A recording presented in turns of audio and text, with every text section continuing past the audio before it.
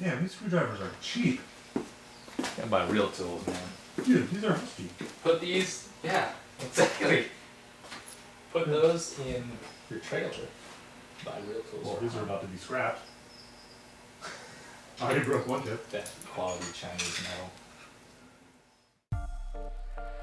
Alright, welcome back. Today we're going to remove a 1.8 diff from a 1.6 Miata. This is important because the 1.8 diff is actually a little bit different. So if you've got a 1.6, your parts are going to be a little bit different, but the process should be the same. This was our first time pulling the rear end, so we've probably done a few things wrong, but we made some notes as we went, and hopefully it should save you some time. Let's start by breaking the axle nuts loose off the rear end. Do this with the car on the ground. You may need somebody to stand on the brakes to keep the wheel from spinning. If you've got a 1.6, that's going to be a 29mm. If you've got a 1.8, it's going to be 32mm. Once you've got both axle nuts loose, let's jack the car up and stick it on jack stands so we don't die. Pull off both rear wheels and set them aside. We'll start by draining fluid from our differential. The fill plug is a 23mm. The drain plug is a 24mm.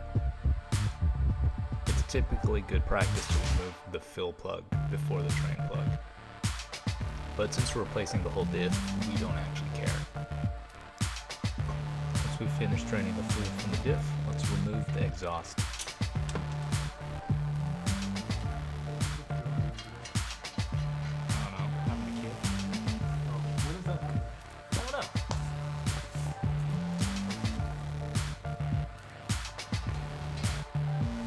Let's prepare the rear end so we can remove the rear axles. Start by removing the bolt that holds the spindle to the lower control arm.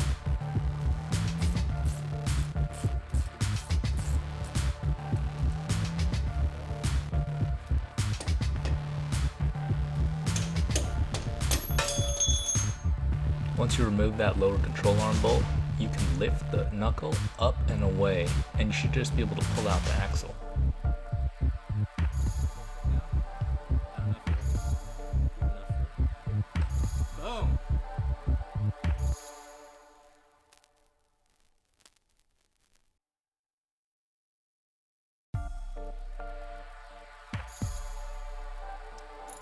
Move on to the drive shaft disassembly.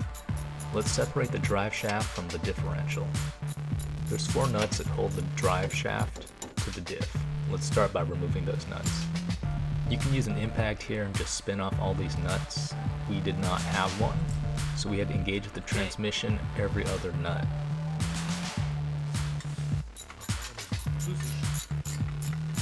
It's a good idea to mark the drive shaft to the differential flange. Just take a paint pen and mark across the side.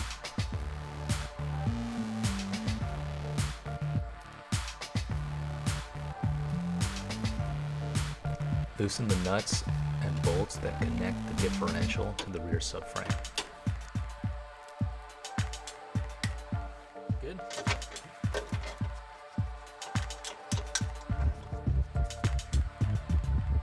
Next, we're going to separate the Mazda PPF, or the power plant frame, from the differential.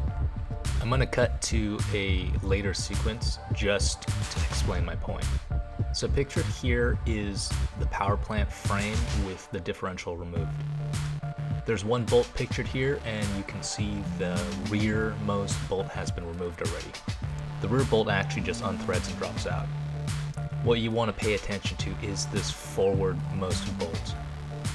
If you look closely at the top of the PPF, you'll notice there's a threaded collar that this bolt is threaded into. In order to remove this bolt, you're going to want to loosen it and then hit it with a dead blow. This will knock the collar out of the PPF. It's much easier when the diff is actually attached. We don't have diff here because we're idiots and have never done this before. Alright, so now that you know the correct way to remove those PPF bolts, let's jump back in time. Once you've disconnected the PPF, we can lower the differential. I don't really have any useful advice here other than another set of hands is definitely helpful. The video here sped up about 400%, so you can see us trying to wrangle this diff out. It does come out eventually. Alright, that's it. Watch the video a few times, internalize everything. It's actually not that hard of a process. This took us a good part of the day, but we were also looking up a lot of information and filming at the same time. Take your time and you should have no problem. Alright, see you soon.